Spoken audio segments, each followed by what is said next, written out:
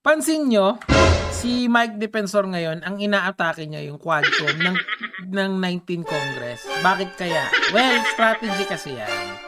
Kasi nga, 'di ba, yung Quadcom, yan yung naging tulay para sa impeachment ni VP Sara at saka yung ICC exposure ni Rodrigo Duterte. Kumbaga, sinisira niya yung credibility ng institusyon na yon kesa harapin yung ebidensyang nakalap during the Quadcom. Ngayon may bago, 'di ba?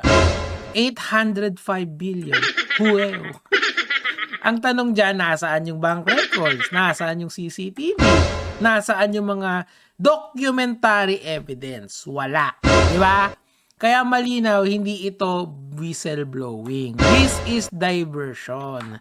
Sa politika kasi, kapag hindi mo kayang talunin ng kaso, guluhin ang naratibo.